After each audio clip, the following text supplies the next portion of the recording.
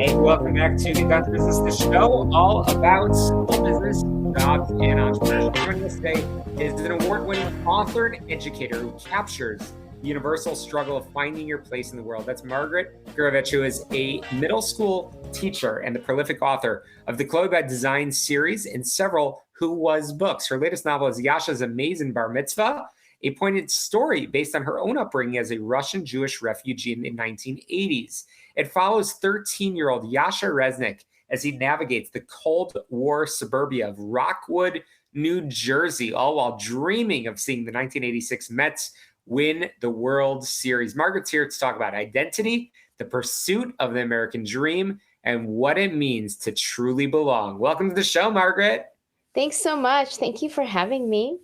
Absolutely. This is fascinating. As soon as I heard about it, I was excited to get you on the show. A little different than our usual topics, but we're going to get there, I promise. Margaret, your book is set in 1986, and it follows Yasha's move from Brighton Beach to the New Jersey suburbs. How much of Yasha's outsider experience was drawn directly from your own childhood as a Russian Jewish refugee? So a lot of it, he's a few years older than me because I was 10 in 1986 and he's 13.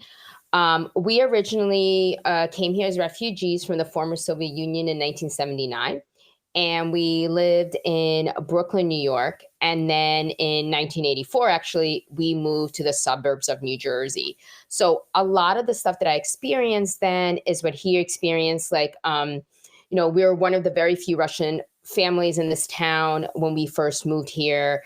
And being that it was the Cold War in the 80s, even though my parents worked really hard to come here and buy a house in the suburbs and everything, for them, everyone heard their accent first. And for me, even though I didn't really have an accent, just the fact being Russian in the 80s was kind of a detriment because there's all that, because the Cold War is going on, people really hyped about Rocky movies. So a lot of the stuff that I experienced at the time is what Yasha experiences, including like how some of his family is still back in the former Soviet Union and they can't come here because when we came, there's a big influx of Soviet Jews in the 79, 80, 81. And then shortly thereafter, they closed the doors for a long time and did not allow people through. Margaret, Yasha adopts the name Jake to try and fit in at his new school. Why is the pressure to assimilate often so at odds with the American dream that immigrant parents are striving for? Yeah, so I think even though people come here, right, wanting to be American and achieve what they're told is possible, I think for other people, they may view them as outsiders. Like I said, like with the accent, it really brings out the otherness. And sometimes people associate the people who come here with the countries they were from originally, and they don't see them as making a better life for themselves. They see these people as feeding into whatever stereotypes they have of, refugees or immigrants.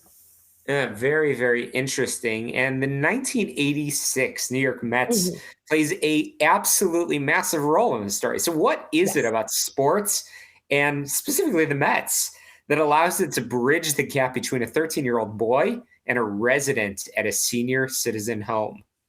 Well, so that year, right, in 1986, that was huge. That was also the last time the Mets won the World Series. And, I'm hoping not the last. I hope it will happen again.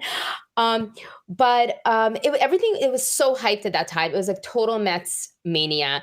And it was such a connection between people. And I think sports in general bridges the gaps between ages, between cultures. And it's like a connecting force. You could root for the same team. You could dream for the same team, right? And in that they were, the amazing Nets, everybody said, you got to believe. So just like people want to believe in dreams and their hopes, they're also believing and rooting for this team. Very, very interesting. A bar mitzvah project is usually a community service requirement. For Yasha, his project leads to a deep friendship with Bernie, Mhm. How does this intergenerational friendship help Yasha understand his own identity better? So he realizes that Bernie also experienced some of the things that he did. And Bernie is somebody who is a safe space for Yasha, and who could encourage him to be himself. And he realizes that he doesn't really have to conform. He could be, he could have some of his Russian culture. That doesn't take away from being an American. He could have things that are important to him while still being a part of um, greater things that are going on, especially like we have like the sports is a connector as well. So he sees how, he's like others, but he's also like himself, and that's okay. And Bernie helps him see that too. Margaret, your family came to the US as refugees, not just immigrants. How did Yes. that distinction shape your understanding of opportunity and the urgency to achieve your dream of becoming a writer? Yeah. Oh, thanks. That's a great question.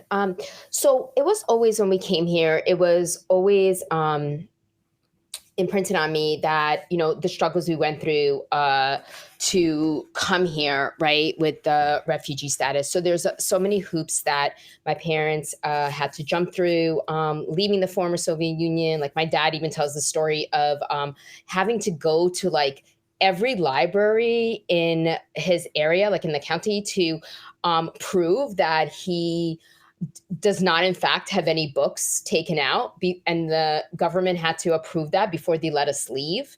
So there's just so many hoops. So I feel like when we came here, it was just always imparted on me that you know opportunities don't come lightly, and you really have to work to for what you want, and just take any chances you get, because they didn't have those. So um actually recently read this book by Anna Garden, um, and she says like, "Be ready when luck happens." And I think that's kind of an interesting way to look at it too. That people see it as luck, but you work really hard to get to where you want to be, and then when opportunities happen, you just have to have everything in place to Yeah.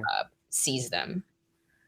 Margaret, in your book, you talk about being a hyphenated American. Mhm. What's your advice for parents today who are trying to help their children embrace their multiple identities without feeling like they have to choose one?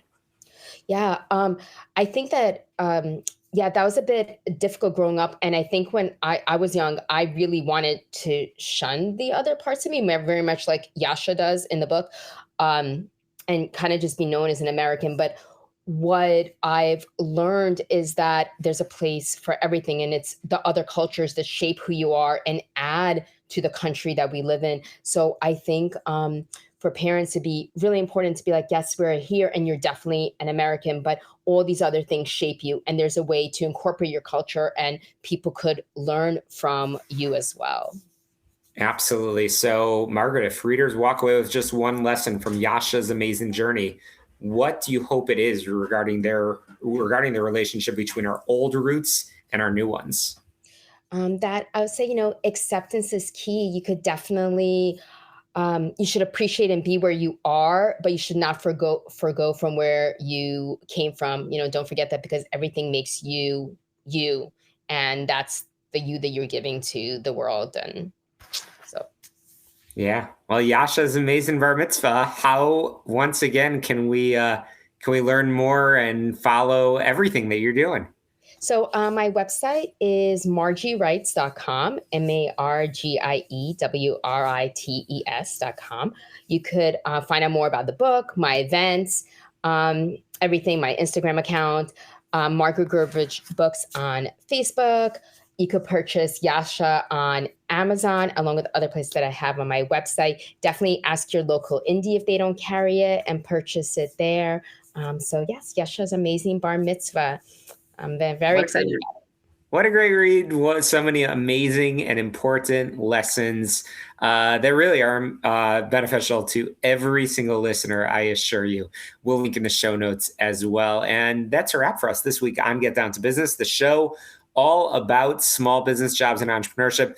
4 fantastic guests I've learned so much from, so many great lessons, and we're going to post this, of course, on my website, syklein.com, with show notes so you can get in touch, so you can learn more about all of these amazing entrepreneurs, leaders, authors, and influence makers. And of course, we'll be back next Sunday at 6 p.m. right here on AM 560 The Answer, wherever podcasts can be found. To success, let's get down to business. Have a great week, and we'll see you next time.